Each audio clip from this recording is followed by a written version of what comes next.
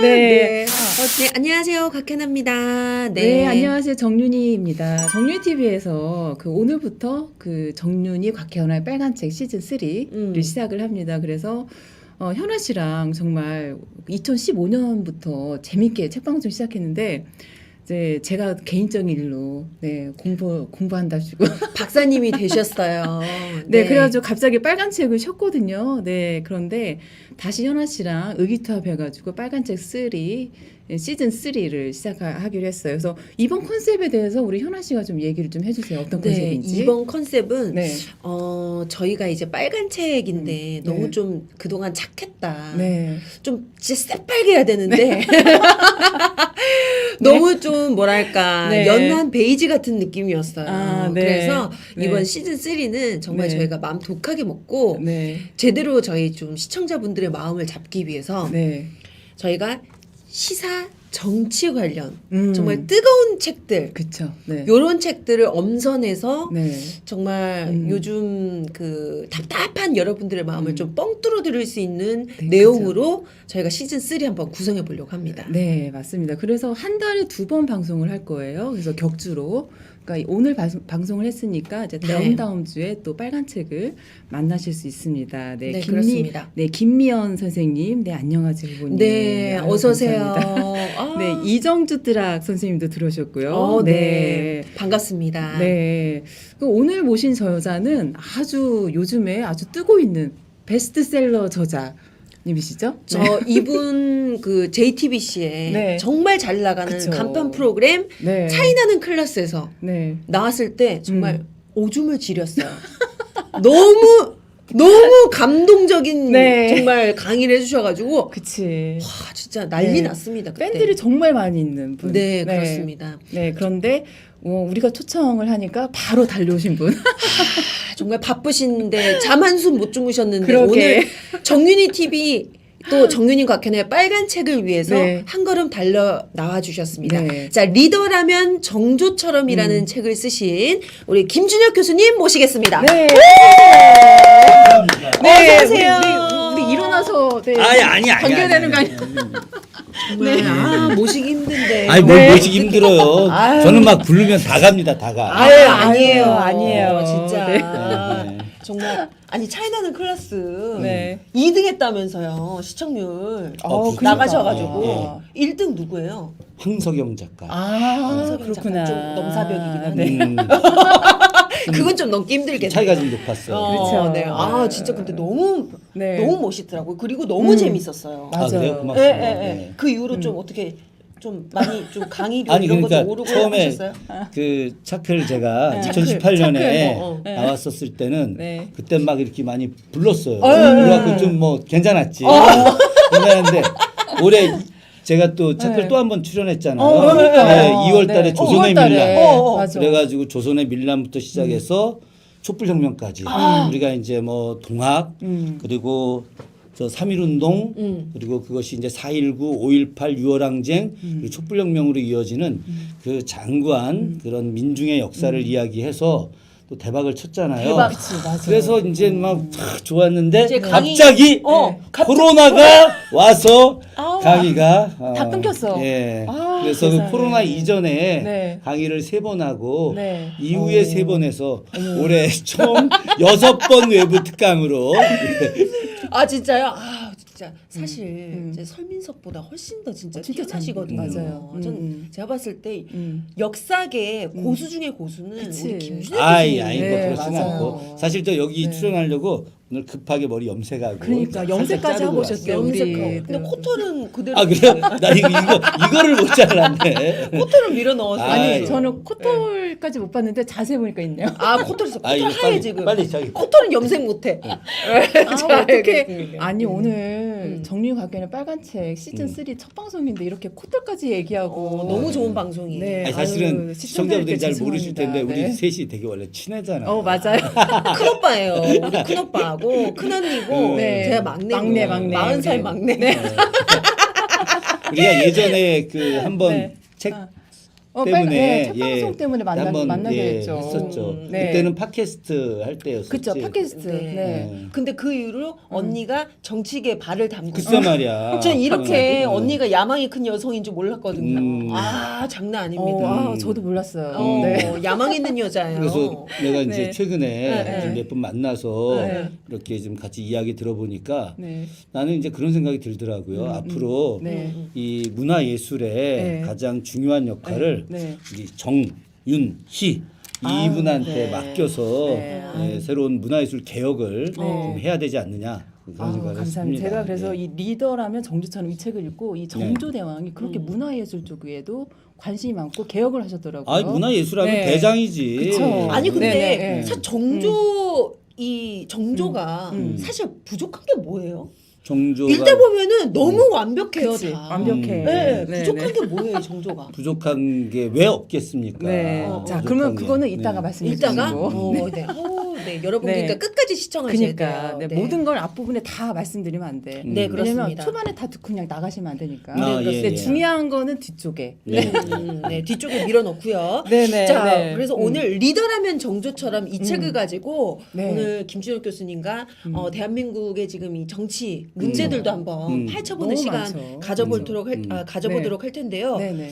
교수님 소개를 좀 우선 그렇죠. 우리 해드릴까요? 현아 씨가 우리 김준혁 교수님에 대해 워낙 유명한 분이시지만 멋지게 좀 소개해 주세요. 김준혁 교수님 네. 어떻게 더 멋지게 소개하지? 아니 그냥 그냥 있는 그대로가 그대로. 그냥 네. 날 것 그대로가 그냥 멋있는 날 것 분이신데. 네. 포털 이야기는 좀 빼고. 호텔 얘기를 빼고. 네네 알겠습니다. 자 네. 김준혁 교수님 지금 한신대학교 교수님이시자 정조와 화성 전문가이십니다. 자 수원에서 태어나셔서 지금까지 살고 계세요. 뭐 저기 좀 비싼 데로 이사를 못 가서 그냥 동네에서 계속 살고 있습니다. 나만 네. 집 더 좋은 데 소개해주고 나만 올랐어 우리 집가. 네, 저 네. 넘어가고요. 네. 자, 그래서 우리 교수님께서 이렇게 역사를 전공하시고 지금 이렇게 교수님까지 되신 데는 네. 아버님의 큰 공이 그렇죠. 우리 있으셨어요. 아버지가 맞아요. 네. 그렇죠. 네. 네. 아버님께서 역사 역사 교사셨다고. 선생님. 예. 네, 그래서 아버지께서 이렇게 출근하시면서 자전거 이렇게 타고 뒷좌석에 이렇게 딱 교수님이 이렇게 딱 앉아서 갈 때 한 꼭지씩 매일마다 이렇게 역사 이야기를 해주셨는데 비 오는 날 빼고. 자전거 빼고. 일단 못 가가지고. 비 오는 날 빼고. 네. 그래서 그 이야기를 들으면서 오늘의 김준혁 교수님을 그치. 이렇게 또 만드셨다고 아버님께서. 네. 뭐 그런 게 굉장히 컸죠. 네, 네. 그렇습니다. 자, 그래서 지금 중앙대 네. 대학원에 진학하신 이후에 당시로서는 굉장히 드물게 정조를 전공하셔서 조선 정조대 장용영 연구로 박사학위를 받으셨다고요. 네. 네, 원래 그 전에 책을 장용영에 관련된 책을 쓰셨죠. 그렇죠. 그래서 그 책, 아니, 빨간 그- 책에, 네. 그거는 또, 이제 네. 박사 논문은 네. 뭐 2008년에 나온 거니까 네네. 그 책은 뭐 그 뒤고 박사 논문과 더불어서 그 뒤에 연구된 걸 가지고 대중서로다가 네. 장룡영 조선의 최강군대 장룡영 쓴 거고요. 네, 우리 빨간 책에서 그 책으로 저자님 그렇죠. 모시고 이야기했었어요. 제가 네, 이제 그렇습니다. 석사 때는 석사 논문이 조선 후기 정조 시대 불교 정책. 예, 예. 정조 시대 불교 정책. 네, 그렇죠. 근데 사실 조선 시대 네. 때 이 불교가 사실 굉장히 그쵸. 억불 정책이었잖아요. 그렇죠. 예, 예. 근데 여기 또 나중에 그러니까. 좀 이따 하도록 하고요. 네. 그래서 그럼 두 분 박사고 나 석사?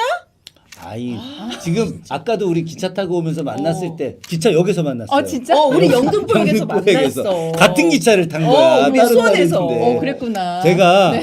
현아 씨가 문자 와갖고 윤희 언니가 뭐 그래서 기차표 들고 내려가면서 문자하다가 41분 기차를 놓친 거야 네, 내가 네, 새마을호를 놓쳐가지고 그래서 52분 기차를 무궁화를 다시 끊어서 그래서 어선역에서? TMI. TMI. 너무 심해.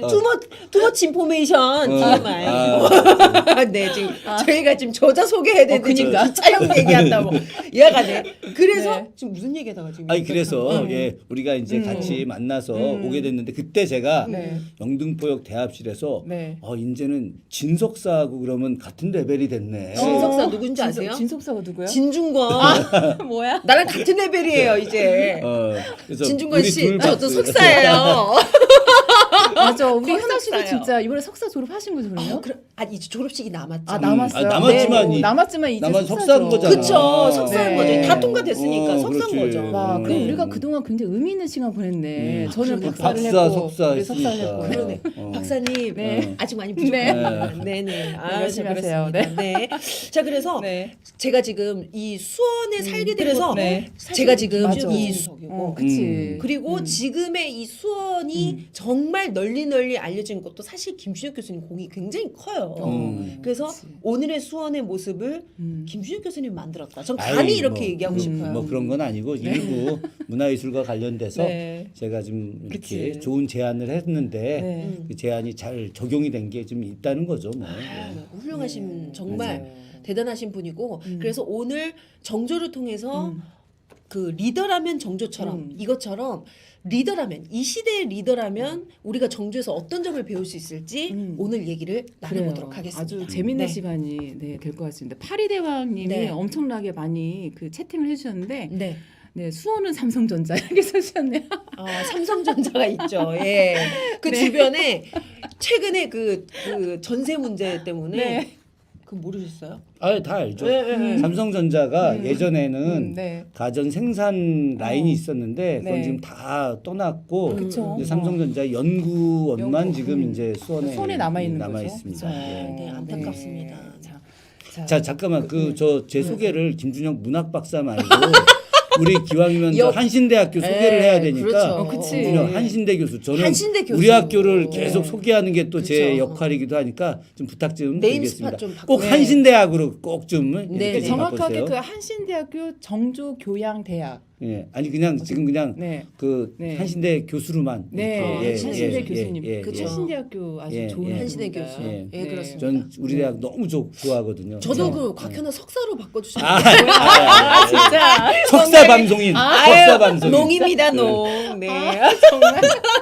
자, 그래서 네, 자, 네. 소개 다 하셨어요, 근데? 다 지금? 하셨어요. 왜냐면 너무 길어. 그러니까. 책을 쓰신 것도 너무 많고. 맞아. 사실 네, 네. 이렇게 주구장창 읽기에는 이분이 너무 대단해. 그치. 그냥 네, 이 자체로 반짝반짝 네. 빛나는 분이기 때문에 코털 언제 넣었어요? 자, 저 콧달리 그만하고. 내가 자. 몇 번 혼났어. 자, 그래서 네네. 자, 중요한 거는 오늘의 책 리더라면 정조처럼 이 책을 어떻게 쓰시게 됐는지. 네. 저는 네, 이거부터 네. 좀 여쭤보고 그쵸. 싶었어요. 네. 아니 여기 자기소개서에도 지금 나와 있지만 그 당시로서는 정조 연구한다고 야, 왜 그걸 연구해라고 그치. 이런 분위기였다는데 왜 그런 분위기였던 거예요? 좀 이야기를 하자면 네. 뭐 길긴 한데 짧게 짧게, 정리하자면 네. 92년도에 이제 문민정부가 들어섰잖아요. 네. 근데 우리가 실제 87년도에 6월 항쟁 이후에 이 사회에 이제 민주주의의 어떤 기풍이 만들어졌어요. 네. 그러다 보니까 이제 학계도 역시 네. 마찬가지로 그간에 연구하지 못했던 분야들, 금기시됐던 분야들 이런 것에 대한 연구가 이제 시작이 된 거죠. 네. 역사학계에서 금기시됐던 분야가 바로 사회주의 독립운동사였어요. 아. 그 이전까지는 뭐 사회주의 세력들의 독립운동에 대해서 일체 연구하지 못하게 했던 분위기였거든요. 그렇겠네요. 주로 이제 민족주의 계열의 독립운동만 이야기했는데 그러다 보니까 그것이 이제 우리 사회에서 전부인 양 알게 됐는데 북한의 김일성 부대 정말 전설적인 독립운동 부대였거든요. 그렇죠. 예, 예. 거기다가 뭐 약산 김원봉, 이 아나키스트에서 사회주의로 갔던 뭐 이런 부분들 굉장히 많은 사회주의 독립운동가들이 있었고 실제 그들이 아주 목숨을 건 강고한 투쟁을 했었죠. 네. 그래서 6월 항쟁 이후에 특히나 또 이제 92년도에 문민정부가 들어서고 나서 이 역사학계에서 사회주의 항일 독립운동사 연구가 정말 열풍처럼 번졌어요. 네. 그래서 이제 저도 네. 그걸 이제 공부해야 되겠다라고 해서 이제 가게 된 거죠. 네. 대학원을 가게 됐는데 그때 이제 제가 모교가 이제 중앙대 출신인데 그래서 뭐 저는 이제 학생운동 좀 하다가 그 뒤에 졸업하고 나서도 뭐 전선운동 한다고 해서 통일운동 단체에서 일하고 있었어요. 그러다가 이제 뭐 좀 세월이 지나가지고 네. 제 아내하고 뭐 주변 사람들이 네. 대학원을 좀 갔으면 좋겠다라는 권유들이 좀 있어가지고 네. 저 큰애 낳고 대학원을 갔어요. 늦게 가셨더라고요. 예, 아주 늦게 갔죠. 네. 그래서 그리고 사모님이 보내주신 거잖아요. 아이 뭘 보내줘 보내준 이렇게 건 사모님이 권유를 한 거지 권유를. 돈 다 대주고 아이 사모님이 돈 뭘 대준 게 아니라 이제 돈 그래서 벌고. 막 학습지 교사하고 이제 어머, 그랬지. 어머, 어머. 하여튼 그러면 우리 와이프가 너무 위대해져갖고 안 돼. 아니, 이게. 위대하신 분이에요. 네. 하여튼 그래서 네. 그때 이제 갔는데 이제 모교에 이제 갔어요. 네. 갔는데 당시에 이제 서울대학교하고 저희 중앙대학교하고 이제 학점 교류 그리고 뭐 이런 그 부분들이 있었는데요. 네. 저희 중대 사학과 대학원에서 한 명이 이제 서울대 국사학과 가서 공부를 이제 하게 됐었어요. 됐는데 뭐 대학원생들 다 안 가더라고. 그래서 제가 이제 그럼 내가 가겠다. 내가 가서 공부를 좀 하겠다라고 해서 3학기 내내 이제 서울대 규장각 가서 공부를 하게 됐어요. 그럼 서울대생이랑 같이. 그렇죠. 계속 학기 규장각에 내내. 가서? 예, 네. 네네. 그래서 그때 이제 같이 공부했던 멤버들이 지금까지 굉장히 친하게 지내고 있는데 석박사 이제 통합 과정에 이제 가서 공부를 하게 된 거예요. 네. 한 50명이 같이 공부를 했어요 그때. 그래서 그때 같이 공부했던 멤버 중에 유명한 이제 건국대 신병주 교수. 뭐 그때 이제 같이 다 신병주 예 교수님. 뭐 같이 네, 뭐 네. 다 공부했는데 저는 뭐 공부를 잘 못했던 사람이었고 뭐 제가 대학 다닐 때 뭔 공부했겠습니까? 아, 겸손하시다, 아니 진짜로 진짜. 진짜로. 그래서 대학원 가서 공부하다가 겸손하시다. 네. 규장각에서 이제 그때 과제가 자료 하나를 해제해서 이렇게 발표하는 거였는데 네, 네. 그때 이제 제가 아주 우연찮게 찾은 자료가 네. 범우고라고 하는 책자였어요. 범우고. 예, 이 범우라는 게 이제 절을 이야기하는 건데, 범우. 예, 그래서 절과 관련된 내용인데 그게 정조가 소위 말해서 승려들을 이렇게 잘 구제해주기 위해서 조선의 사찰 현황도 조사하고 네. 그리고 승려들의 생활상도 조사하겠던 책이었어요. 네. 근데 그 당시에 승려는 천민이었잖아요. 그렇지. 네. 그런데 이제 당시 숭유 억불 정책을 그치, 조선 맞아. 내내 썼는데 네. 숭유 억불 정책 시대에 불교를 포용하는 그리고 승려들에게 따스함을 베푸는 그런 정조의 마음이 사실은 그 서문에 써 있었어요. 그래서 제가 그 서문을 읽고 도대체 이 인간은 누구냐. 저는 그때까지 개념이 네. 조선은 숭유 억불, 4대 교린 뭐 이런 정도 일천한 수준이었는데 네. 이거는 내용 보니까 숭유 억불이 아니야. 어. 그래서 이제 난 이 사람을 좀 연구를 해봐야 되겠다라는 생각을 하게 됐죠. 네. 그래서 이제 제가 저희 선배님들한테 저는 그 사회주의 항일 독립운동사 안 하고 정조 연구 좀 하겠다. 그랬더니 너 정신 나갔냐? 막 이제 이러더라고. 그래서 그래서 아니 다 사회주의 항일 독립운동사 연구하는데 너 왜 딴 거 해? 뭐 나라도 하나 뭐 조선시대 연구하면 뭐 안 되냐.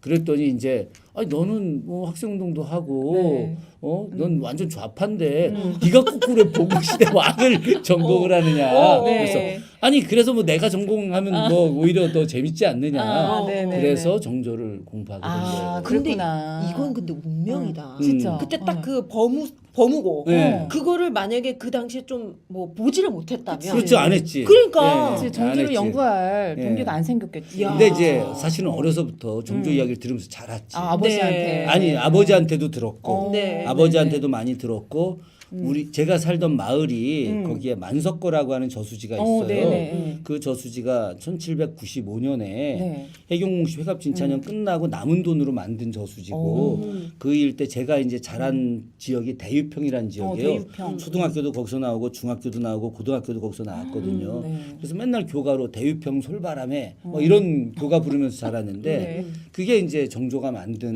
터전이었기 때문에 거기가? 그게 이제 마을 사람들 또 우리 아버지한테 그 아버지가 이제 어려서 저 낚시 네. 같이 이렇게 데리고 다니면서 이게 정조가 만든 저수지다 이런 얘기를 해주셨거든. 그러다 보니까 사실은 운명적으로 진짜 운명적으로 정조하고 정조와 만나게 뭔가 된 거죠. 네, 맞아요. 그래서 이건 뭐 약간 여담인데 네, 예전에 그 내가 저 명리학 공부하고 싶다 그랬잖아요. 네, 제가 하고 싶다 네, 그래서 그랬거든요. 이제 제가 소개해줄 선생님이 우리 수원에 아주 유명한 선생님이 계시는데 제가 이제 의형으로 모시고 있는 분이에요. 근데 그 형이 처음에 저를 딱 보자마자 뭐라고? 정조의 칼이 내 몸 안에 들어와 있다는 거야. 그게 무슨 뜻인 거예요? 그러니까 정조가 이제 그게 처음 만난 사람이었는데 처음 만났는데. 제가 근데 그때는 이 형 만났을 때 장명형 갖고 논문 쓸 때도 아니었거든. 네. 근데 정조의 학문 육성 기관이 규장각이고 규장각이고. 무예를 육성하는 기관이 장롱영. 장롱영이잖아요. 제가 네. 우리나라에서 최초로 정조의 무예에 대한 논문을 썼잖아요. 그치. 네네. 근데 이 형이 이제 딱 보자마자 어. 정조의 칼이 몸 안에 있다고 딱 그래가지고 네. 제가 나중에 그 논문을 쓰지 않았나 하여튼 그런 게 있어요. 내가 그 소개시켜 줄 테니까. 네네. 김나인이라고 네. 이 형이 얼마나 대단하냐. 진짜? 약간 여담인데 우리 황민영 잘 알잖아요. 알죠, 김학민 네, 선배. 김학민 대표님. 그래가지고 네네. 제가 다 아는 사람이야? 저 뭐야 김나인 형이랑 저녁을 먹고 있는데 네네. 황민영이 전화가 왔어요. 나 오랜만에 수원에 왔다고. 네. 그래서 야 너 어딨냐 그래서 저 모처에서 네. 지금 저기 소주 한잔 하고 있다. 그랬더니 나도 가도 되냐? 양해구에서 왔어요. 왔더니 한 1시간쯤 지났는데 나인이 형이 황민이 형한테 저 선생님 우리 저 아우가 선생님한테 형이라고 이렇게 하는데 저도 형님이라고 해도 되겠느냐? 네. 그랬더니 황민이 형이 그래라. 그랬는데 갑자기 이 형이 저 선생님 지금 그 돈을 받을 게 있는데 못 받으셔서 어머. 지금 그 너무 속이 네네. 애달파하고 네. 계시는 거 아니냐. 그랬더니 이 형이 갑자기 깜짝 놀란 거야. 어머. 그러더니 네. 제가 그 받을 돈이 얼마인지 맞춰도 되겠습니까? 그분 뭐 무당이에요? 아니 관상 아주 대단한 관상도 분. 보시는 거 그렇지. 대단하다. 네. 그랬더니 얼마다 이제 여기서 금액 이야기할 수는 없는데 네. 예 10억 단위가 넘는 금액이었어요. 아. 예 그래서 딱 그 이야기를 했더니 이 형이 기절한 거야. 맞았어요 왜? 그 금액이? 정확하게. 어머. 그랬더니 와. 그 금액이 그래서 형님 어떻게 된 겁니까? 그랬더니 이 형이 민청학년에 감옥 네. 갔다 왔지. 네, 그쵸. 5.18 내라는 모죄로 또 감옥 갔다 왔지. 그 뒤에도 뭐 몇 번 감옥 네, 갔다 오고 네. 아버지하고 같이 5.18 내라는 모죄로 같이 아버지하고 아들이 같이 구속되고 막 이랬는데 네네. 자기 가족들이 받을 보상금. 보상금이 민주화운동 보상금이 딱 그 금액이었는데 박근혜 정부 때 못 받게 해가지고 그래서 못 받은 거야. 그랬구나. 그런데 이 형이 보자마자 그 금액 딱 맞추면서 2년 뒤에 받을 거니까 마음 편하게 있어라. 딱 2년 뒤에 받았어. 진짜? 이 방송 나가고 나서 그 난리라는 거 아니야? 아니, 그런 근데 어디냐? 그래서 연락 그 잘 나인이 형이 나인이 형 어디야? 수원 나인이 형 찾는 거 아니야? 지금? 경인일보에 오늘의 운사를 계속 쓰시는 아, 분이에요. 그래요? 네, 김나인이라고. 근데 그렇구나. 이제 이 형님이 유명하신 분이네. 이 형님이 네. 나를 처음 만나기로 했는데 저를 만날지 안 만날지를 네네. 주역점을 쳤더니 천화동인이라고 동인 함께 가는 거야. 그래갖고 만나러 온 거야. 만나러 오자마자 처음 얼굴 보자마자 네. 제가 뭘 전공하는지도 모르는데 정조의 칼이 몸에 있다고. 나 그래가지고 야 내가 이거 그럼 무예사 전공해야 되겠다.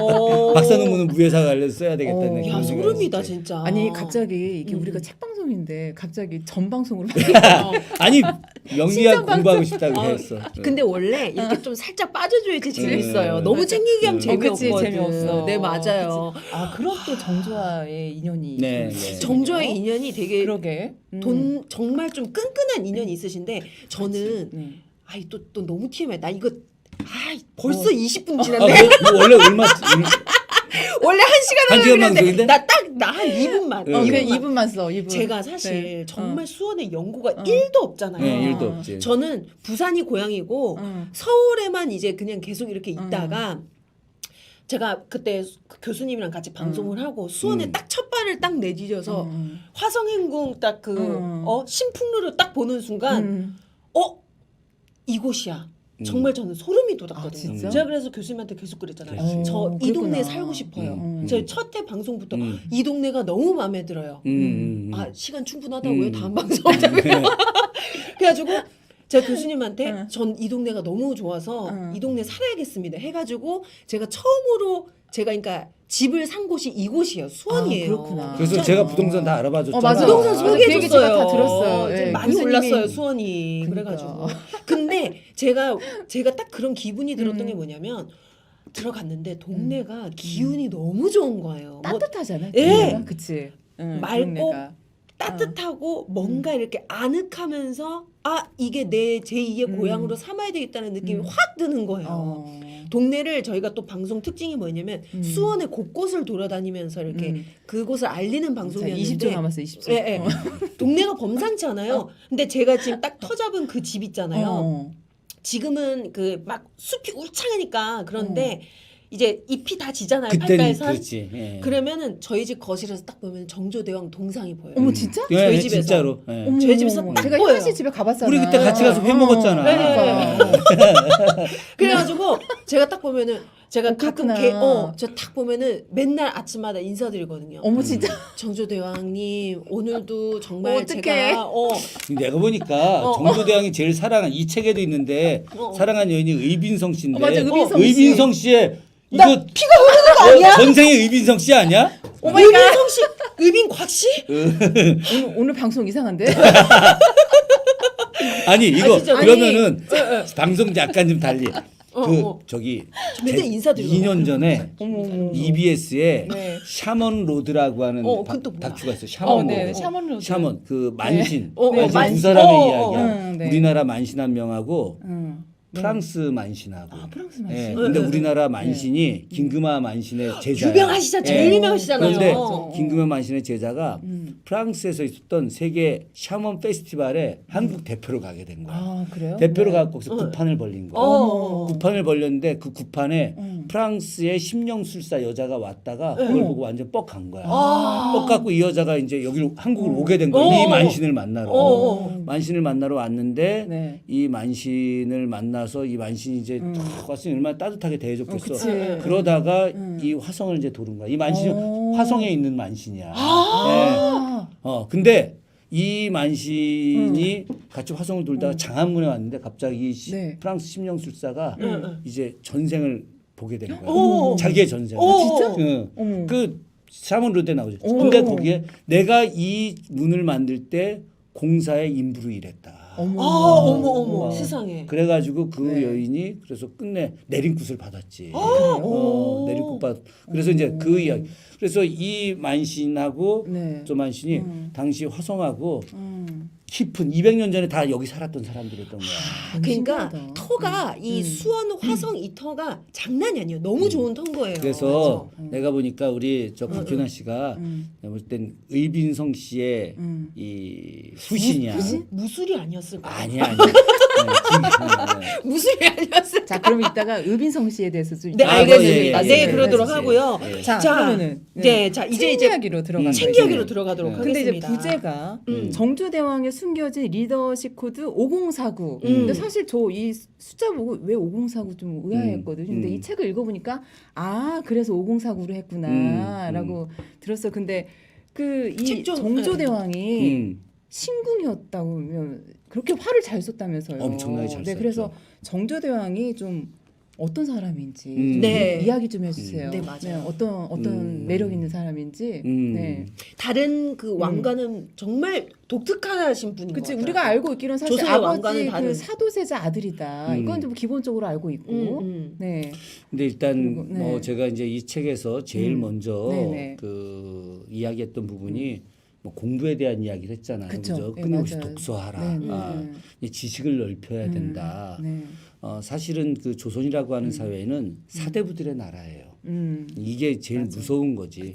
그래서 조선의 국왕들이 혹은 기득권 세력들이 사대부하고만 연대하려고 하는 거예요. 나머지 백성들에 대한 관심이 없어. 솔직한 얘기로. 네. 그런데 그 사대부들은 다 유학을 공부한 사람들인데 이들을 제압하는 방법 그것은 바로 그들보다 더 높은 학문적 경지에 있어야 되는 거예요. 그들을 컨트롤하기 그렇지. 위해서는 그래서 그들보다 높은 학문적 경지에 오르기 위해서 정조가 끊임없이 공부를 했고 마침내 그 경지에 다다른 거죠. 네. 그런데 학문적 경지만이 아니라 군사적 능력들 또 무예적 능력들도 같이 갖추는 것들 그것이 바로 필요했고 네. 그래서 정조는 당시에 활로서 그것을 갖다 이루려고 했던 거죠. 그래서 끊임없이 활쏘기 연습을 합니다. 네. 물론 이제 정조 표현에 의하면 겸손하게 우리 가문은 예로부터 활을 잘 쐈다. 뭐 이렇게 이야기하죠. 네, 네, 네. 예, 겸손하게 그렇게 이야기하지만 그러나 나머지 국왕들이 다 활을 잘 쐈느냐 그렇진 않죠. 태조 이성계가 활을 잘 쐈다 한 것은 그 사람은 원래 무장 출신이잖아요, 그치. 그죠? 맞아. 근데 그 뒤에 뭐 태종이나 세종이나 네. 뭐 이런 사람들이 활을 잘 쌌느냐 그런 건 아니죠. 뭐 중종, 성종 이 사람들 활 잘 못 쐈죠.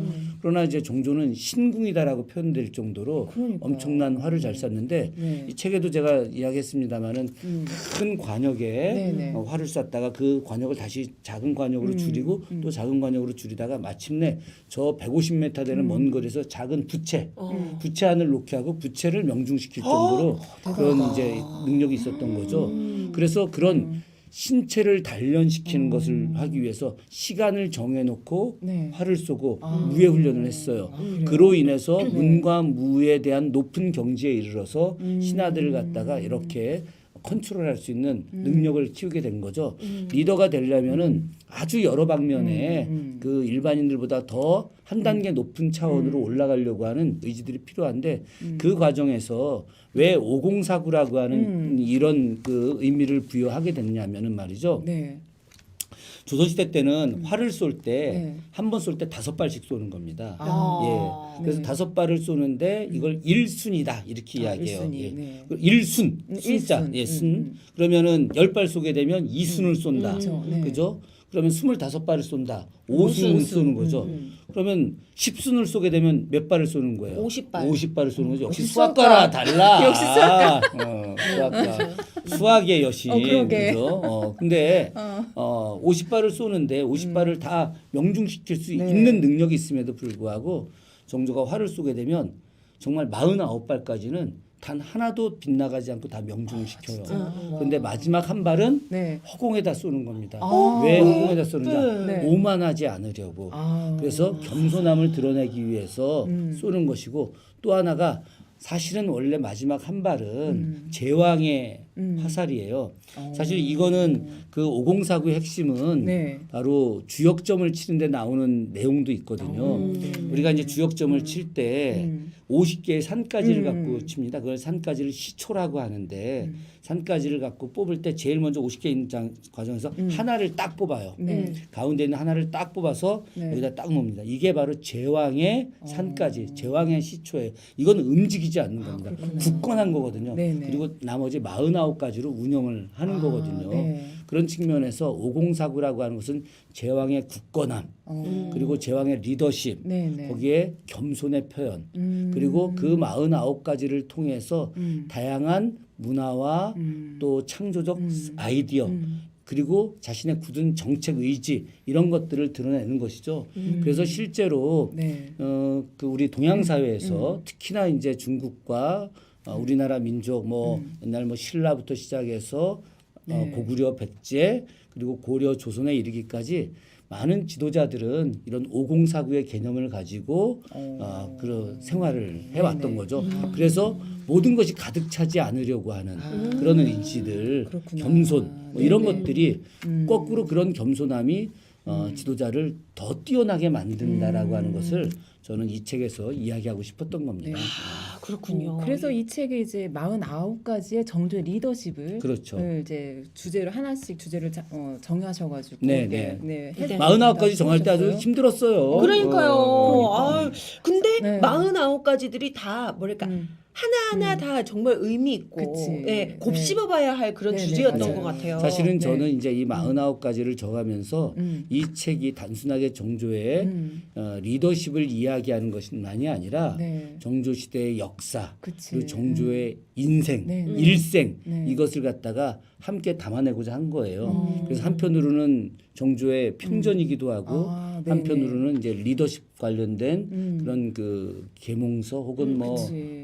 그런 리더십 서적일 수도 있는 거죠. 그렇죠. 그러니까 우리가 그러니까 조선 시대에 여러 왕들이 있지만 사실 한 명 한 명 왕을 좀 깊이 알게 하기 쉽지가 않잖아요. 그렇죠. 그리고 또 이제 역사서 보면 좀 어려운 부분들도 있고. 근데 제가 이 책을 읽어보니까 이제 리더십에 대해서 이야기를 하셨지만 어떻게 보면 정조의 인생을 좀 이렇게 쫙 한번 좀 이렇게 쫙 훑어보는 이제 그렇죠. 그런 점에서 굉장히 재밌게 읽었어요. 네, 네. 네. 저는 약간 읽으면서 되게 울컥하는 부분도 되게 많았거든요. 왜냐면 정조의 일생이 사실 네. 어떻게 보면 진짜 영화 같은 그치. 일생이었잖아요. 그렇죠. 드라마틱하죠. 정말 드라마틱하잖아요. 아버지, 맞아. 아버지 할아버지, 이야기부터 시작해서. 부인, 자식, 그리고 네. 뭐 정말 암투 뭐 이런 그치. 것들 보면은 아, 지금 이분이 좀 리더로서 계시면서 얼마나 외로웠을까 힘들었을까라는 생각도 좀 드는 거예요. 약간. 실제로 네. 종조가 그렇게 이야기합니다. 나는 길을 잃은 나그네와 같다. 아 그래요? 그 마음이 그렇구나. 항상 네. 그래서 나그네와 같다. 해는 서산으로 지는데 할 일은 많은데 해가 서산으로 진다. 일모도원이라고 해서 네. 그렇기 때문에 백성을 위해서 할 일은 많은데 이미 시간은 가고 있고 네. 그리고 정말 주변에 많은 적들밖에 없고 자기를 네. 지지하고 따뜻하게 사랑해주는 사람도 없고 그렇기 때문에 자기는 나그네와 같은 사람이다. 이런 슬픈 마음도 갖고 있었지만 그러나 그것을 뛰어넘는 굳은 네. 의지가 또 있었던 거죠. 정말 대단하신 분 그러게. 같아요. 저는 이제 저희가 이 책에 나온 그 내용들 조금 저희가 정말 임팩트 있었던 감동받았던 부분 몇 가지 좀 얘기 나누려고 그래요. 하는데요. 네네. 저는 이 부분요. 요거 읽으면서 네네. 적절했어요. 그래요. 네. 네네. 지렸어요. 아까부터 지린데. 제가 요즘 지렸다는 표현에 요즘 꽂혀가지고. 자, 1776년 몇 페이지 몇 페이지? 52페이지입니다. 52페이지. 네. 정조가 딱 즉위를 했어요. 그때 조선의 22대 국왕으로 등극을 했습니다. 자, 구장복을 입고 면류관을 쓴 그는 숭정문을 지나 숭정전으로 올랐다. 천천히 몸을 돌려 조정의 대신들을 바라본 그는 굵고 웅장한 목소리로 즉위하고 이제 첫 일성을 토했습니다. 과인은 사도세자의 아들이다. 아, 저는 이 만약에 그러니까 그때 그 장면이 이제 막 상상이 되는 거예요. 정조대왕이 딱 즉위를 했는데 딱 둘러보면서 그 신하들 딱 둘러보면서 과인은 사도세자의 아들이다. 그러면은 밑에 있던 신하들이 얼마나 떨었을까. 그치? 맞아. 왜냐면 그 신하들 중에 사도세자의 그러니까. 죽음에 네, 관여자들도 많이 있을 관여자들이 테고. 얼마나 많았어요. 90% 이상. 그러니까요. 그 사람들이 그 얘기를 듣고 얼마나 지렸을까. 그러면서 이 얘기를 한 이유가 뭘까? 이러면서 쭉 얘기가 나오잖아요. 요 얘기 좀 해주세요. 그러니까 진짜. 맞아. 사실 그 한중록에 나오는 이야기가 있는데요. 네네. 한중록에 이제 팔자흉언이라는 말이 나옵니다. 어. 팔자흉언이라고 하는 것은 말 그대로 8글자의 아주 흉악스러운 말이다라고 하는 거죠. 그럼 그 8글자는 도대체 뭐냐? 그거는 역적지자 불위군왕 이렇게 되는 거죠. 역적의 아들은 역적지자, 역적의 아들은 분리군왕, 분리될 수 없다. 군왕이 될 수 없다. 왕왕이 될 수 없다. 예. 딱 이게 정조 얘기네요. 그치. 그렇죠. 정조 얘기. 이건 정조 이야기지.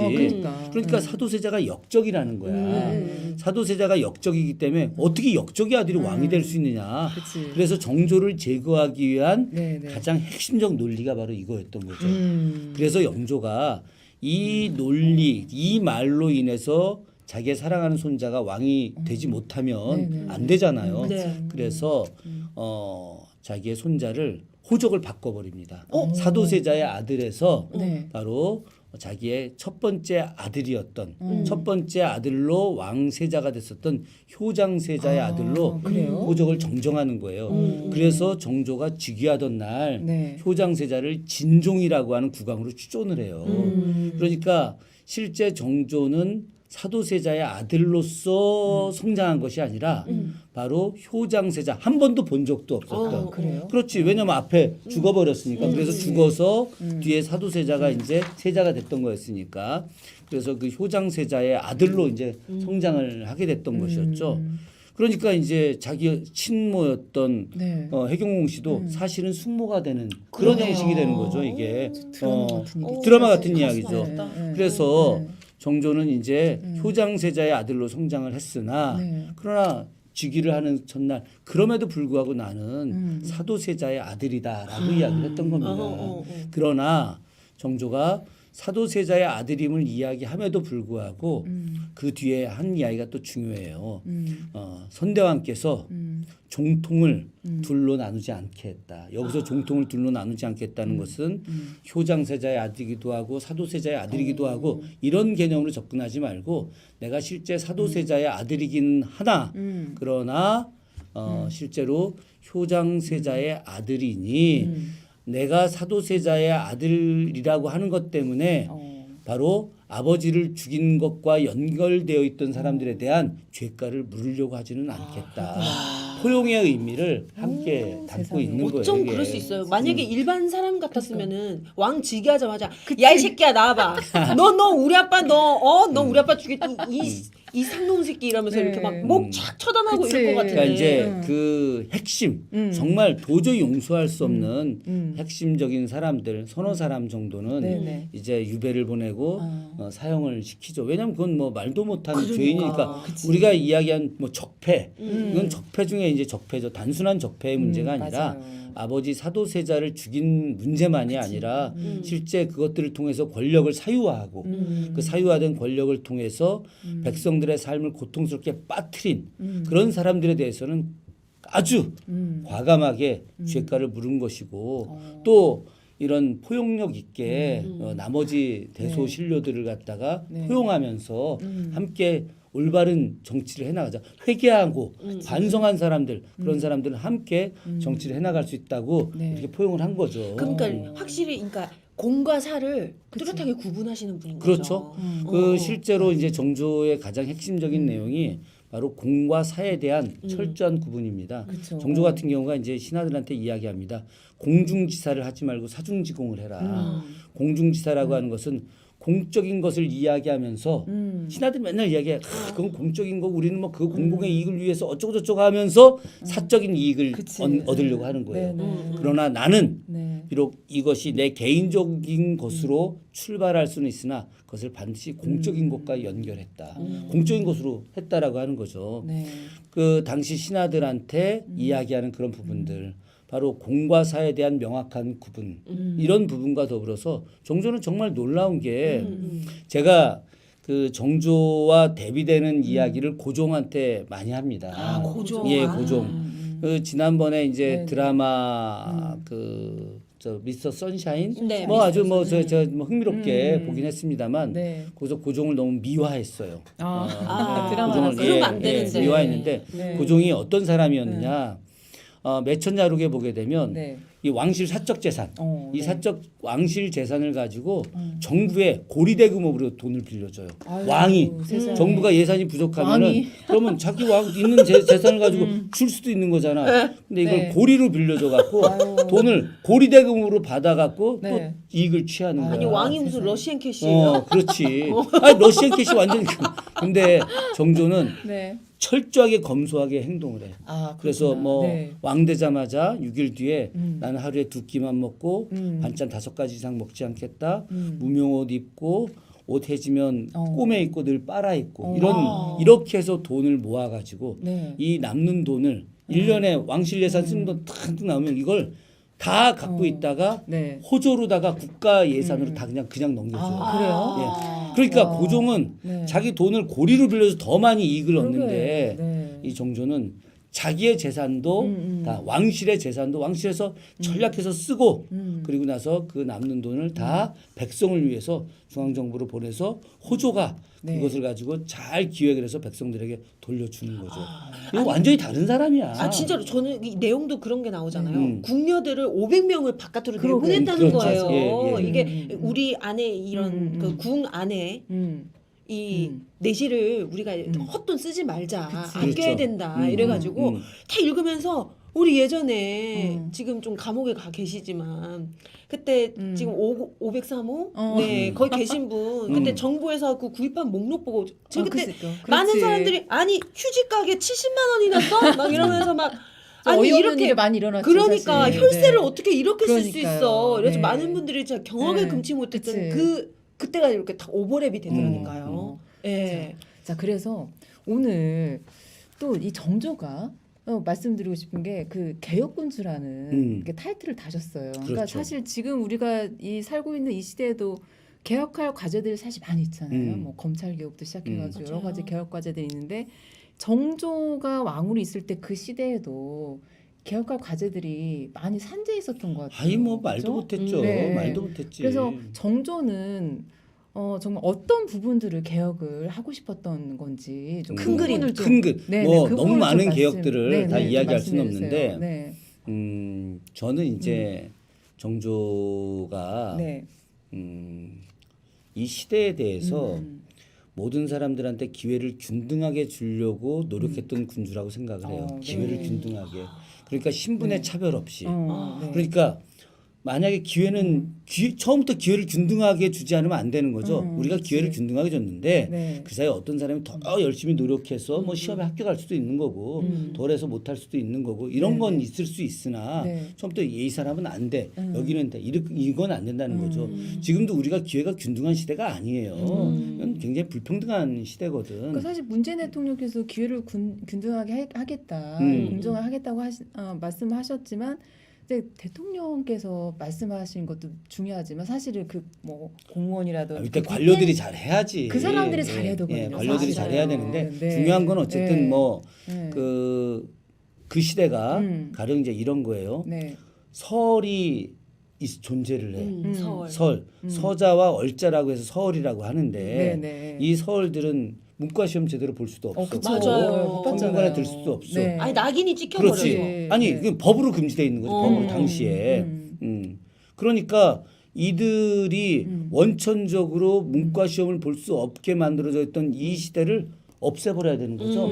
그래야지 이 사람들도 문과 시험 제대로 볼 수 있는 거 아니겠습니까? 네. 성균관에 합격해서 그치. 네. 제대로 된 국가의 동량으로 일을 할 수 있는 거잖아요. 네, 네. 그래서 이런 부분들을 갖다가 과감하게 없애버리는 거예요. 근데 서울제도라고 하는 것이 네. 태종 때 만들어진 건데 네. 태종 때 만들어지면서 정조 때까지 300년이 넘게 이어졌던 거잖아. 300년 300년이 넘게 이어졌던 그러게. 것을 과감하게 혁파를 해버려. 그게 진짜 가능한 가능해. 일이에요? 가능하지 않은데 가능하게 만들었지. 야. 대단하다. 자, 네. 조선시대에 많은 사람들이 장사를 할 수 있었을까? 아니야. 네. 아니죠. 조선시대 때는 소수의 독점권을 갖고 있었던 그렇죠. 시전 상인들만이 장사할 수 네, 네. 있었어요. 네, 네. 이들이 바로 고위 관료들과 정경유착으로 연결되어 있는 거지. 그래서 이들이 정치자금 주고 뭐 서로 이렇게 받고 맞아요. 하면서 네. 있었던 거죠. 그러니까 소수의 독점 상인들이 자기들이 물건값 올리고 싶으면 막 올리고 또 누구한테 주고 싶으면 누구한테만 주고 이 사람한테 안 주고 싶으면 안 주고 그치. 이런 네. 거잖아요. 이들이 엄청난 권력을 갖고 있게 되는 그치. 거잖아요. 네. 이게 올바른 일이냐고 안 되죠. 네. 국가 경제도 발전할 수 없는 거야. 조선의 모든 백성들이 자유롭게 장사를 할 수 있는 그런 시대. 원하는 사람들이 장사를 할 수 있고 그럼 그 사람들을 통해서 이제 수요와 공급의 논리가 형성이 되면서 자연스럽게 물가가 안정될 수 있는 거잖아요. 네, 그리고 그것들을 통해서 돈을 버는 사람들이 또 생겨날 수 있는 거고 그럼 자연스럽게 국가가 부유해질 수 있잖아요. 그죠? 네. 그런데 이게 국가가 법을 통해서 바로 소수의 독점 상인들만이 장사를 할 수 있게 되어 있었단 말이지. 깨버리는 거야. 그래서 이것을 갖다가 정조가 과감하게 조선 건국 이래 399년 만에 400년 만에 없애버린 거예요. 이걸 없앨 때 수많은 신료들이 전하 선대왕 때부터 했던 일들을 왜 반발이 전하가 엄청 깨려고 심했을 하느냐. 거예요. 없어서. 그리고 난리 이것을 이것을 네. 정조의 명으로 다 없애는 신료였던 최재공한테 끊임없이 당시 상인들은 가서 막 이야기 자기들의 이익을 그치. 빼서 나가는 거니까 근데 이들이 조직폭력배 네. 막 동원시켜가지고 네. 협박하고 끊임없이 괴롭히고 얼마나 많은 1년이 넘는 막 그런 협박에도 불구하고 네. 최재공도 버티고 일을 추진하고 정조는 강력하게 그것을 후원하고 그러면서 결국은 1791년 신해년에 통공이라고 해서 모든 사람들이 장사를 할 수 있는 정책을 만들어내는 거예요. 그렇구나. 예. 네. 이런 개혁들. 거기다가 정조가 왕이 되고 나서 네. 국가 전체 예산 보고를 받았어. 받았는데 아이고 국가 예산의 56%가 국방비야. 국방비. 예, 국방비인데 거기서 질질 혹시 국방비로 제대로 쓰이는 것도 아니고. 아니지. 그치. 이 아니겠지. 국방비가 네. 다 소수의 무반 벌렬들 그러니까 네. 당시 소수의 무반 사람들 그 장수들의 월급 주고 그들 챙겨주는데 바쁜 거예요. 글로 다 나가는구나. 말도 안 되는 거야. 네. 내 재미난 이야기 하나 좀 책에도 썼는데 네. 지금 남한산성 남한산성을 지키는 군대가 네. 인조반정 이후에 수어청이라는 군대가 만들어져요. 네네. 우리가 중앙 5군형이라고 해서 훈련도감, 금이형, 어영청, 총융청, 수어청 이렇게 이게 중앙 5군형인데 네네. 훈련도감, 금영, 어영청은 한양 도성 내를 맡고 총융청은 북한산성, 네네네. 수어청은 남한산성을 맡는 거야. 수어청의 총사령관을 수어사라고 해. 수어사. 그러면 이 수어사가 어디에서 근무를 해야 맞는 거예요? 수어청에서 수어청에서 군대였지. 그럼 수어청 군대는 어디 있는 거야? 남한산성에 있는 거죠. 남한산성. 그럼 네. 다시 이야기하면 네. 수어청의 총사령관인 수어사는 어느 지역에서 있어야 맞는 거예요? 남한산성. 남한산성에 있어야 네, 맞는 네. 거지. 그러면 남한산성에 있었을까 없었을까? 없어서 지금 이 얘기하시는 그렇죠. 거죠. 어디에 있었을까? 어디에 있었어요? 술집에 서울에 있었지. 서울에. 아, 진짜? 왜? 거기는 시골이잖아. 시골이니까 거기는 가기 싫- 가기 싫으니까. 그래서 이 인간들이 네, 수어경청, 서울에 있는 수어경청이라고 해서 네. 수어사들 고위 무반들이 안 가고 어. 거기에 하급 장교들하고 네. 그 지키는 군사들만 두게 하는 거예요. 아, 그러니 그렇구나. 이게 말이 되는 얘기냐고. 네. 지휘관들이 존재하지 않는 군대가 제대로 된 군대가 될 수 있어? 훈련을 제대로 하겠어? 그치. 그런데 이들한테 엄청난 급여가 나가는 거예요. 그러니까 그때부터 국방 예. 비리가 있었네. 그럼 네, 말도 못했지. 그쵸? 그래서 네. 내가 그래서 이거 네. 저 국방부에 네. 정조시대 군사개혁 프로젝트라고 책을 써줬어요. 아, 지금 그러셨구나. 그렇죠. 네. 제가 그래서 그저께 또 네. 국방부에서 전화 왔어. 전화 왔어요. 이제는 그 자기네 국방개혁 하기 위해서 네, 정조 네. 때 군사개혁과 관련된 걸 시리즈로 계속 일주일마다 연재를 해달라고. 오, 예. 잘됐다. 이제 네. 문재인 정부 들어와서 국방개혁 이거 확실히 밀고 나가서 그러니까 당시에 정조가 쓸모없는 군대와 네, 네, 네. 그리고 아무 하지도 않는 어. 장군들의 그 급여를 주다가 음. 이 나라의 재정이 파탄난다. 그래서 군대를 통폐합해 버립니다. 아, 그렇구나. 군대 통폐합하는데 군인들이 얼마나 반발이 그치, 또 심했겠어요. 반발하겠죠. 가만히 그런데 아니죠. 네. 그럼 군대라고 하는 것이 합법적 그치, 폭력 집단이잖아. 그치. 이들이 네. 쿠데타 네. 실제로 쿠데타를 해서 인조 반정이 일어났던 거였잖아요. 최근에만 해도 예. 뭐. 그럼 그치. 5.16 완전 군사 우리나라 쿠데타, 역사만 해도. 12.12 군사 쿠데타 맞아요. 다 이런 네네. 거였잖아요. 네. 마찬가지로 그 시절에도 그 군대가 이제 강력하게 대항함에도 불구하고 정조가 그것을 갖다가 어. 잡아 나가면서 네. 쓸모없는 군대를 하나로 합쳐버리는 거야. 아. 그렇구나. 군대를 하나로 합치다 보니까 네. 나가는 비용이 훨씬 더 줄어들겠죠. 줄어들고. 네. 장수들 비용도 줄어들겠죠. 네. 그리고 장군들을 많이 줄이는 거야. 아, 직급을. 숫자를. 지금 네, 네. 우리나라 별들이 전 세계에서 제일 많아요. 비율로 보자면 그 별밭이에요, 별밭이. 네. 그래서 문재인 정부 들어와서 네, 네. 처음 했던 국방개혁 프로젝트가 네. 바로 별을 80짜리를 줄이는 거예요. 네, 그래서 그거 통과시켰어. 네, 네. 그래서 2030년까지 별을 네. 80개를 줄여 나가는 거예요. 이건 철저하게 정조 시대 때 군사 정책을 따라가는 거죠. 결국은 이렇게 과감한 개혁을 통해서 네. 정조가 비용을 아끼고 그 아낀 비용을 바로 경제 활성화, 민생 안정 이렇게 투여가 되는 거예요. 그렇기 때문에 네. 정조 시대 개혁이 굉장히 의미가 있는 것이고 이 개혁을 오늘날 우리가 네. 따라해야 되는 거예요. 이게. 정말 큰 네. 의미가 네. 있네요. 아니 그래서 문재인 대통령께서도 연설에서 그 말씀하셨잖아요. 그 정조의 개혁 정신을 이어가겠다. 제가 그 말씀하셨잖아요, 그렇죠? 사실은 네. 처음에 이제 대선 네. 그 네. 후보 토론회 할 때 이제 그 문재인 대통령한테 존경하는 사람이 누구냐 물어봤더니 세종이라고 이야기했어요.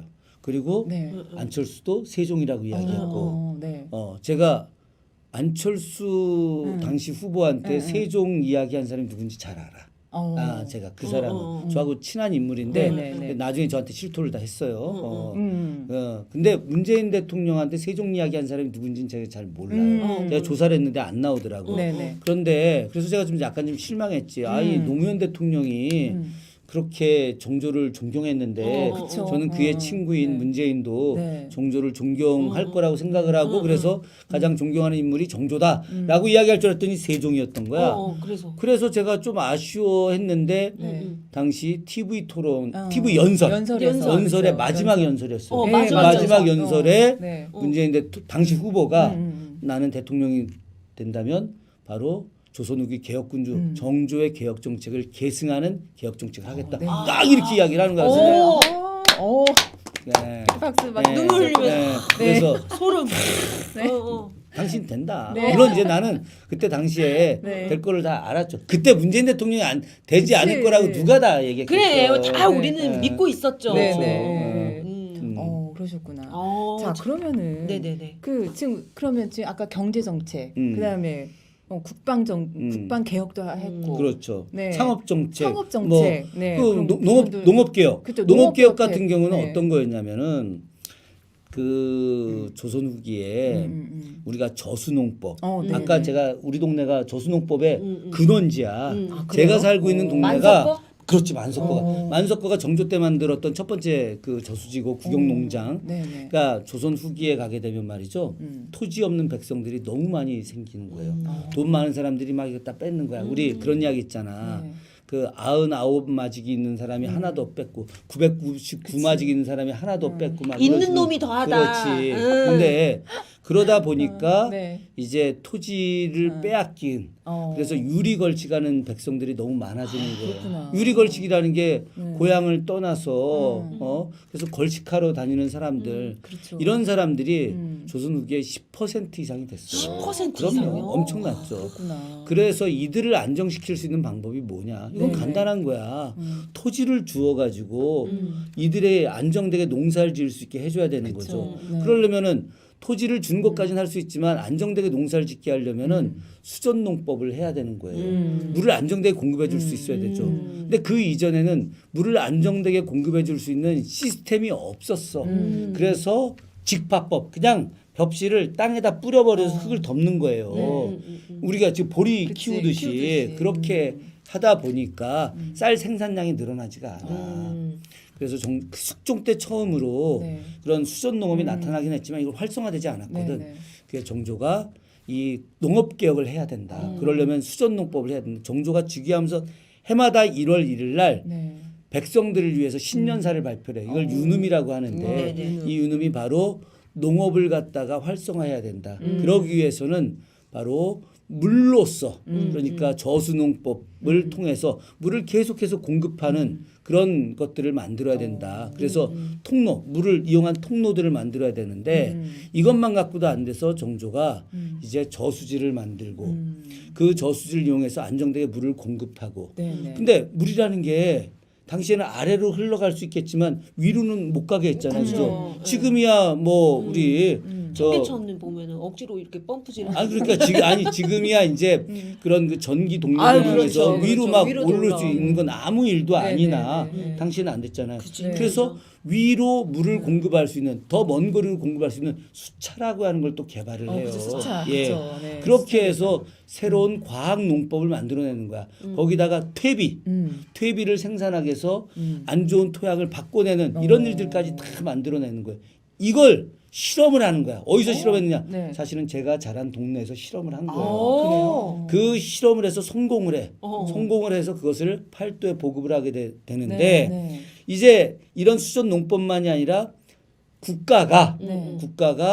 토지를 대규모로 개간을 해서 네. 토지 없는 백성들을 오게 하는 거예요. 이제는 국영농장 시스템을 만들고 여기에 임대주택을 다 만들어서 집 없는 사람들 임대주택 주는 거예요. 네, 네. 주고 농기계 다 대여해주고 소도 대여해주고 그래서 이들에게 토지를 원만하게 분배를 해주고 분배된 내용을 갖다가 합리적으로 진행하게 한 다음에 그래서 생산을 하게 네, 되면 네.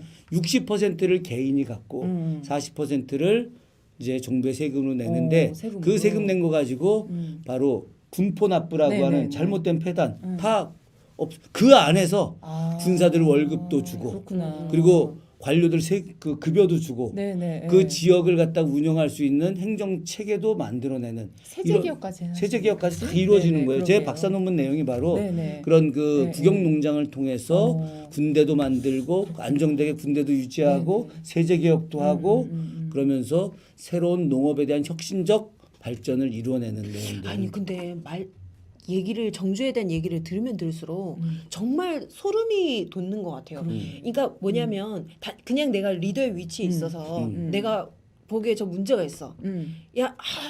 뭐 지금 농민들 그 다 괴롭고 지금 힘들어. 그러면은 야 농사라도 많이 지으면 되잖아. 이런 게 아니라 농사를 많이 짓게 하기 위해서는 그러니까 배고프지 않기 위해서는 이 사람들이 농사를 짓고 살아야 되는데 그렇다면 실질적으로 이 사람들을 위해서 어떤 대책을 마련할 것인가에 대한 깊은 뭔가의 대책 긴 안목을 가지고 시스템을 만들고 맞아요. 그리고 저는 이 책 내용에도 있지만 이 당시에 굉장히 이제 벌목을 많이 해서 사람들이 다 벌거숭이가 됐는데 그렇죠. 왜 다 벌목을 해서 너무 그 난방에 떼고 막 이러니까 근데 그 예전의 왕들은 야 나무 베지 마 이랬는데 정조는 아니야 우리가 나무를 심자 음. 이런 정책으로 가는 거 딱 보고 야 이분은 정말 머리가 좋으시고 그리고 더 그러게. 이렇게 좀 큰 그림 미래를 보고 이런 정책을 내시는구나라는 생각이 딱 드는 거예요. 나무도 그냥 심는 나무가 아니야. 그래요? 무슨 나무도 나무? 유실수. 유실수 우리 유실수. 따먹을 수 있게 그렇지. 과일, 네, 과일. 과일나무. 과일나무. 거기다가 뽕나무. 뽕나무는 왜 좀 뽕나무 밑에서 막 예전에 막 이상한 짓 하고 막 그러지 않았어요? 뽕나무는 두 가지의 이점이 있잖아. 영화 뽕도 있었잖아. 아이 그뽕 뭐 그 그건 뽕 말고. 뻥이고. 그 뽕 아니 아니고? 그 뽕이지 그 뽕. 아, 그 뽕나무의 뽕나무의 그렇지, 뽕이에요. 뽕. 뽕 시리즈가 이 언니 모른 척하고 있어. 파리 대왕님, 네, 뽕나무 좋지 이렇게. 근데 뽕나무는 네네. 누에고치 그 누에고치. 네, 그렇지. 누에고치. 근데 거기서 비단 생산할 수 있잖아. 네, 그런데 뽕나무 차도 좋은데. 그런데 다이어트. 뽕나무가 진짜 중요한 것은 네. 바로 뽕나무가 활을 만드는 주 재료 나무예요. 활. 활. 활은 사람들이 다 대나무로만 생각을 해요. 네, 그러니까요. 그런데 대나무만 갖고 하는 게 아니라 아, 그렇구나. 뽕나무를 가운데 잘라가지고 네네. 뽕나무를 얇게 한 다음에 대나무하고 붙이는 거예요. 아, 그래요? 그럼요. 대나무하고. 아, 이 뽕나무가 가장 탄력성이 강한 나무야. 아. 대나무보다 훨씬 더. 쓰임새가 그렇죠. 많군요. 그래서 실제로는 이 나라가 외세에 굴복하지 않으려면 국방이 강화돼야 되죠. 그치. 그런데 우리나라 사람들이 전 세계에서 제일 잘 쏘는 것이 활이야. 그치, 활. 맞아. 우리가 동이족이잖아. 음. 큰 동쪽에 큰 활을 쏘는 사람들이잖아요. 네네. 우리나라 사람들은 이 활이 우리의 가장 강고한 무기죠. 그러려면 이 활이 뽕나무가. 튼튼해야 되지. 네. 그러려면은 제일 중요한 활의 재료 그치. 뽕나무가 많이 있어야 되는 거예요. 아 정말 그냥 일반 나무를 심는 게 아니라 쓰임새가 있는 쓰임새가 있는 나무. 나무. 유실수와 뽕나무. 뽕나무. 그치. 팔달산에도 많이 뽕나무. 뽕나무 많이 심었죠. 그래서 팔달산에도? 팔달산에 뽕나무가 많이 심었는데 아, 그래요? 네. 행궁 안에도 원래 뽕나무를 심었고 팔달산에 아. 뽕나무를 심었는데 그때 심었던 뽕나무들이 네. 지금도 몇 그루가 남아 있어요. 아, 그래요? 그렇구나. 산뽕나무. 뽕나무. 네. 뽕나무 보면서 난 또 정조대왕님을 기대야겠네. 아니 아무튼 이제 정조대왕이 보니까 어떤 구조, 그러니까 나쁜 구조를 바꾸는데 많이 애를 쓰시는 것 그렇죠. 같아요. 아예 그러니까 이분은 네. 단순한 대책을 말하는 게 아니라 음. 시스템을 혁명적으로 바꾸고자 그치. 굉장히 노력을 1시간 하신 것 같아요. 동가라고 저기 저 있는데. 네, 그렇죠. 동가. 아 그러면 네. 이제 거의 마무리 줘야 될 것 같은데 그래서 네. 그 얘기를 또 듣다 보니까 아니 정조대왕님은 정말 몇백 년 동안 그 쌓였던 남들 적폐. 남들 그야말로 같았으면 적폐를 아예 네, 그냥 다 바꿨죠. 이걸 어떻게 손대 네. 그냥 아예 눈 감고 싶었던 그치. 그 적폐들을 갈아엎기 위해서 보면 보세요 그걸 하기 위해서 자기의 그 권력 자기의 힘을 키우기 위해서 또 엄청나게 공부도 많이 하시고 그쵸. 책도 많이 군사력도 읽고. 키우시고 자기의 이름 무예도 닦으시고 그쵸. 이러신 거잖아요. 어릴 때부터 어떻게 이런 생각을 계속 이렇게 가졌던 걸까요? 그러니까 근데 저는 네. 여기서 우리가 좀 핵심을 좀 잡고 갔으면 좋겠다. 네네네. 사실은 이런 개혁들을 하기 위해서 정조는 절대적인 지지 세력을 얻은 거예요. 그게 누구냐? 백성이에요. 그렇구나. 백성. 네네. 저는 제가 정조에 대해서 참 그 세종하고 많이 비교를 좀 하는데 네네. 그래서 사람들은 우리 역사 최고의 군주가 세종이고 그 다음 군주가 뭐 정조다 이렇게 이야기하는데 저는 그렇지 않다고 생각을 해요. 세종이 한 일 많이 있지. 그쵸. 많이 있는데 세종은 이미 아버지 태종이 정적들을 다 죽여버렸잖아. 감히 세종한테 대들 사람이 없었잖아요. 그럼에도 불구하고 유학자들 막 대들잖아. 세종이 그치, 훈민정음 막 만들려고 하니까 안 된다고 채말리부터 막 대들고. 네네네. 그런데 정조는 어마어마한 정적들이 아버지를 죽인 그 세력들이 그대로 남아 있고 그러면서 그들이 끊임없이 정조와 대결을 하려고 했고 독살하려고 그래서 하고 막. 정조 죽이러 막 자객들 막 그러니까 쳐들어오고 막 그러잖아요. 그렇죠? 그래서 정조는 이들의 힘을 꺾기 위해서 백성들을 이제 자기 편으로. 그러려면 어떻게 해야 돼? 백성들을 똑똑하게 만들어야 될 거 아니겠습니까? 네네. 맞아요. 그래서 정조는 훈민정음을 엄청나게 활성화시키는 거예요. 조선 건국 이래 네. 세종이 훈민정음을 만들고 나서 정조만큼 훈민정음을 많이 쓴 사람이 없어요. 아 그래요. 그럼요. 이 책에도 그렇구나. 제가 훈민정음에 네, 대한 맞아요. 이야기를 여기, 많이 네. 하고 있는데 네. 그래서 국가가 편찬하는 모든 서적들 상당수를 훈민정음으로 번역을 해. 새로 만드는 법률 훈민정음으로다가 번역해서 반포를 해. 왜냐면 그래서 그- 백성들이 알아야 되니까. 왜냐면 당시에 뭐 이제 세종대왕이 한글을 창제를 하셨지만 양반들이 봤을 때는 한글은 정말 쓰면 안 되는 언어였잖아요, 그렇죠? 그렇죠. 백성들이 똑똑해지면 안 되잖아. 그러니까, 맞아요. 한자로만 된 네. 책들도 있고 음. 그랬는데 저도 이 책을 읽으면서 정조가 그렇게 활자도 많이 주조를 했다. 어마어마하죠. 그러니까 출판에 대해서 엄청나게 관심을 많이 가졌던 특히나 내가 정조예요. 우리 예. 제가 읽고 예. 좀 너무 소름 돋았잖아. 네. 생생자라고 이름을 붙인 거야. 생생자. 네. 생생자. 백성들의 생. 이게 이 백성 일반 백성을 생이라고 하는 거야. 음. 생들이 생 진짜 일어나라 이거야. 그러니까 생들이. 깨시민. 깨시민이지. 아. 그 진정한 깨시민. 그래서 깨시민. 목활자를 네네. 만드는 거야. 그치. 네. 목활자. 네. 이 도장 파듯이. 그쵸. 그걸 갖다 활자를 도장 파는 거 만들어가지고. 보면 간단하죠. 훈민정음을. 그래서 그쵸. 그걸 착착 활자를 만들어 가지고 그 활자를 가지고서 책을 다량으로 인수해서 그치, 네. 백성들이 자유롭게 읽을 수 있게. 그러니까 그러니까 정조시대 처음으로 우리 역사에서 책장사가 등장을 하는 거예요. 아, 그때- 책장사가. 그때 아, 책장사가 그래요. 등장해요. 네. 언니예요. 네, 책장. 그러니까 그때가 당시 어쩌래요? 백성들이 그런 책들을 읽음으로 인해서 응. 지식이 높아지기 시작을 하고 그치. 정보를 얻게 됐고 그러다 보니까 자기들이 불합리한 것들을 계속 받았는데 그것이 불합리인지 모르고 큰 수모를 받으면서 받았던 것이 이것이 잘못된 것이라는 걸 알게 되는 거죠. 그래서 기득권들한테 이건 우리가 잘못된 것이다. 네, 네, 네. 정정해달라라고 네. 요구하게 만들어내는 거예요. 이게 바로 정조 시대의 가장 위대한 개혁 중에 저는 하나라고 생각을 하는 거죠. 야, 그러니까 개혁의 네. 개혁의 목적, 그치. 개혁의 큰 그림은 백성들을 위함이었고, 당연하죠. 그리고 그 백성들을 위함이 결국은 또 정조의 힘을 더 그쵸. 크게 해주는. 네. 야, 근데 정말 이 리더라면 정조처럼 정말 말씀대로 리더라면 정조처럼 해야겠네요. 그럼요. 정말로 우리 이 시대의 리더라면. 근데 그러니까, 이제 이야기를 네. 듣다 보면은 정조는 잠을 못 잤을 것 같아요. 거의 못 잤죠. 왜냐면 이렇게 많은 일을 해야 되는데 맞아. 언제 자? 이 실제로 그렇게 이야기를 해요. 2-3시간밖에 잠 못 자요. 어떡해요. 예, 예. 건강은. 그 대신 그 네. 2-3시간밖에 잠을 못 자지만 네. 정조가 시간을 정해놓고 운동을 하면서 체력 단련을 하죠. 그러니까. 예. 그리고 되게 식단도 검소하게 하시고. 그럼 그치. 검소 소식하고 소식하고. 하루에 2끼만 먹고. 예, 그러니까 예. 와, 진짜 대단한. 네, 네. 아니 근데 여기 이제 책에 보면은 정조 표준 영정, 그러니까 수원시가 제공한 네. 그 정조대왕의 영정이 있는데 이거 실제 모습인 거예요. 아니야, 실제 아니야. 모습은 아니고 좀 잘생기게 아니죠, 그린 아니죠. 거죠. 좀. 예. 왜 보니까 굉장히 잘생긴 훈남. 동상도 보면 너무 잘생겼더라고요. 그러니까 이거 진짜 정조대왕님 맞나? 너무 훈남인데.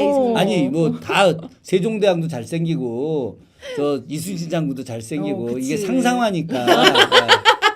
상상을 하지. 그렇죠. 아니 네. 가만히 가만히 네. 보면은 이게 네. 제가 진짜 있는 그대로 얘기하는데 네. 저 수원의 대표적인 화가분이신 이길범 화백님이 그렸는데 아 그래요? 이길범 화백님 젊은 시절 얼굴이야. 아, 자신의 얼굴을 그린 거예요.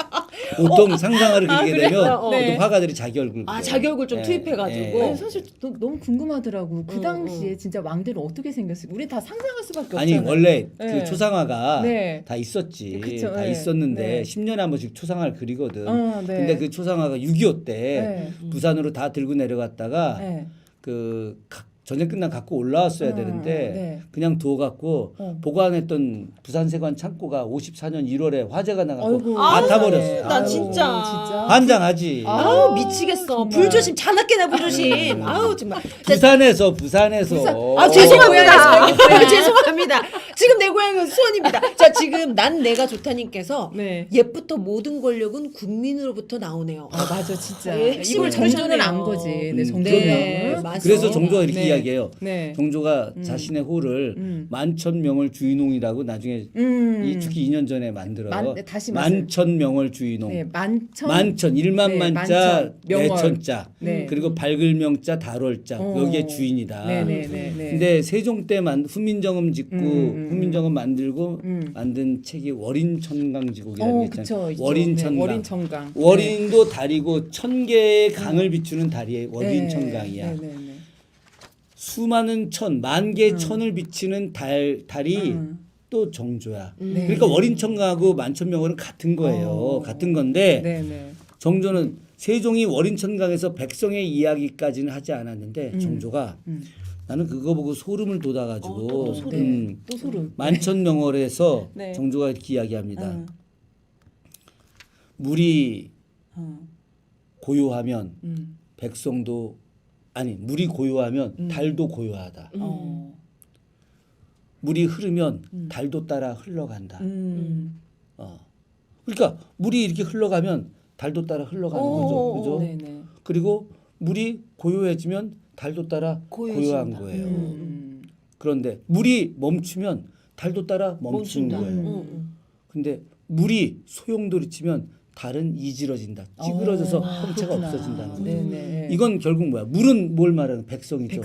백성. 이 고요하고 안정됐으면 임금도 고요하고 안정돼 있는 것이고 백성들이 쭉 가다가 가면은 임금도 같이 가는 거고 백성들이 멈추게 되면 임금도 멈추는 건데 임금이 잘못해서 백성들이 소용돌이치면 결국은 임금의 존재는 사라지고 만다는 거예요. 결국은 이것은 백성의 존재가 그만큼 더 중요한 중요하다. 것이고 그래서 임금은 바로 백성들을 위해서 헌신하는 정책을 만들어내는 사람이지 임금이 네. 백성들의 완전한 권력자가 돼서는 안 된다라고 하는 거죠. 그래서 정조가 민국을 위해서라면 네, 민국을 위해서라면 네. 백성의 나라를 위해서라면 백성을 위해서라면 그 이전의 국왕들은 내 나라 아국이라고 이야기하는데 아국 나의 나라 그렇지 내 거. 내 거다. 네, 네, 정조는 민국이다라고 이야기를 하는 거예요. 아, 진짜 정조 질이네요.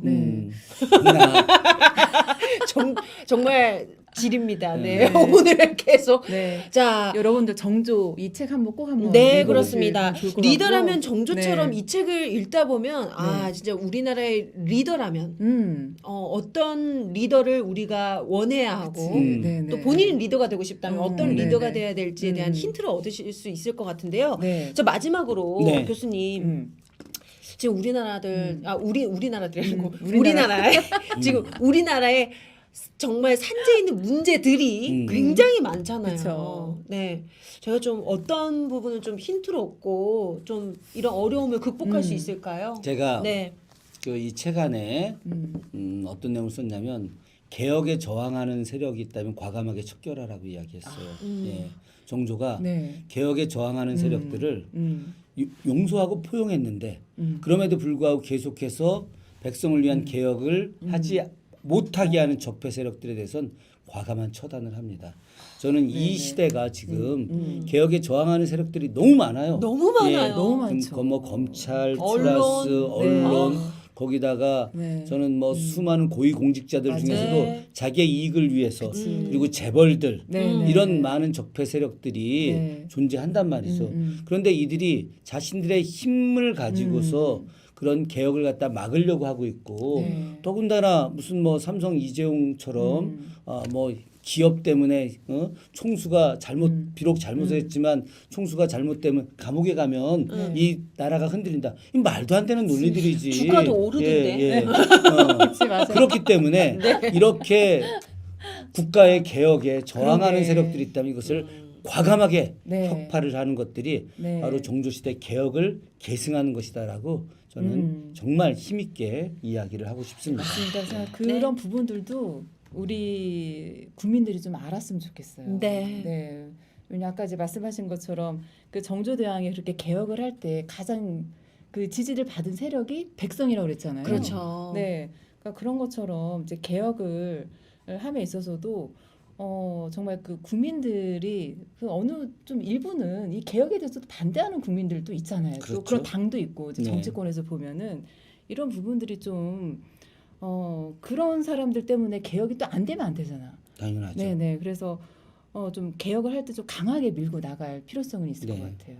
네. 네. 이 정조대왕처럼. 맞습니다. 자, 네네. 오늘 네. 리더라면 정조처럼 지금 이 책 아주 따끈따끈한 책입니다. 네, 지금 여러분. 베스트셀러라면서요. 네. 지금 뭐 지금 난리 났죠? 난리 네. 났다면서요. 난리 났어요. 난리 났는데 네, 난리 났어. 뭐 지금. 하여튼 18,000원인데 네. 이거 난리 나- 예. 10% 할인해 줘요. 네, 여러분 더 난리 날 수 있도록 해주세요. 네, 그렇습니다. 저는 근데 이 책이 네. 정말 좀 잘 팔렸으면 좋겠습니다. 왜 잘 팔렸으면 네. 좋겠냐면 네.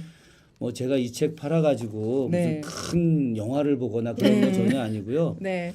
이 책을 많이 팔리게 된다면은 네. 이 책을 통해서 사회를 위해서 좋은 일에 쓰일 수가 있기 때문에 아, 예. 네. 그래서 저는 이 책이 네. 좀 많이 팔리고 이 책을 통해서 이걸 읽은 사람들이 네. 저는 제가 이제 10만 양병설 이 네. 책을 10만 명이 읽어서 10만 명의 개혁 전사들이 나타나길 바라고 네. 그걸 통해서 얻어진 이익금들이 저는 더 많은 이 사회를 위해서 기여할 수 있게 제가 이 책 팔아서 무슨 뭐 사적인 이익을 얻어갖고 무슨 큰 고대강실 짓고 맞아. 살겠습니까? 네. 우리 네. 인생 그렇게 안 삽니다. 짜잔하게. 네. 그치. 아, 10만. 네, 10만 양병설. 10만. 네, 아무래도 10만 명. 네, 네. 이 책을 읽으신 분들은 아마 정말 그 교수님이 네. 말씀하신 이 정조의 뜻, 전달해 주신 정조의 뜻을 그대로 받아들여서 네. 아마 정말 삶을 살아나가는 데 있어서 큰 또 힘을 얻지 않을까라는 네. 생각도 그러니까. 들어요. 네. 네네. 자, 그럼 개혁 전사들을 위한 교과서. 네, 좋습니다. 정말, 네, 이 정조 네. 꼭 한번 읽어보시면 그렇습니다. 좋겠습니다. 네. 자, 차이나는 클래스에서 시청률 2등, 1등은 황석영.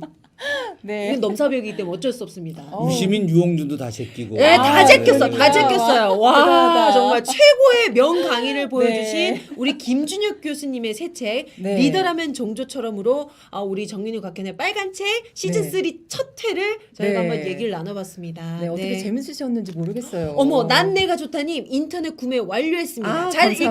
읽겠습니다. 네. 고맙습니다. 네. 네, 그리고 뭐 제임스 본드, 제임스 본드님 여기 저기 계시는 분인데, 네. 우리 명심 한글 대중어는 정조 대왕이. 네, 그렇습니다. 네, 네. 이 그리고- 책 읽으시면 많은 뭐랄까 과거에 우리나라 역사는 좀 뭔가 패배주의 역사 아니야라고 그치. 느끼셨던 분은 네, 아니다. 맞아요. 우리나라에 민주주의 근간이 있었다. 네, 네. 그리고 개혁의 근간이 있었다는 걸 보시면서 네. 정말 우리나라의 역사에 자긍심을 가질 수 있는 네, 네. 그런 책입니다. 여러분 많이 읽으셨으면 좋겠습니다. 네. 자, 그러면 그리고 이 책 방송이 그 빨간 책이 그 서울의 소리에도 이제 방송이 될 거거든요. 맞아요. 네, 그래서 서울의 소리 너무 네, 서울의 소리가 정유티보다 그 구독자 더 많다고 아니 합니다. 제가 볼 때 진보 진영이 가장 대표적인 뉴스가 됐어요. 제일 네. 중요한 얘기 제가 안 했네요. 네. 네. 제일 중요합니다. 저 네. 서울의 소리 보고 계신 분들 정윤희 TV 가서 구독 꾹 좋아요 꾹 좀 눌러주세요. 네, 10만 명 될 수 있게. 네. 10만 개혁 전사. 네, 10만 개혁 정사를 실버 네. 버튼 받고 싶어서 언니가 미치겠대요. 네, 여러분 많이 도와주세요. 네, 많이 도와주십시오. 네, 네, 그렇습니다. 감사합니다. 네, 정윤희 TV 네. 파이팅이고요. 네. 그리고 네. 김준혁 국까지만 교수님, 썼어. 구독을 쓰셔야지. 네. 네, TV 9까지만 쓰셨어. 네. TV 9 네, 구독. 구독. 네. 네, 여러분 구독 많이 해주시고요. 네. 저희 또 2주 후에 또 2주 후에. 어마어마한 책 가지고 여러분들과 얘기 함께 나눠보도록 네, 오늘 하겠습니다. 또 김진혁 교수님 나와주셔서 네. 감사합니다. 아, 예, 고맙습니다. 고맙습니다. 네, 여러분 고맙습니다. 안녕. 예.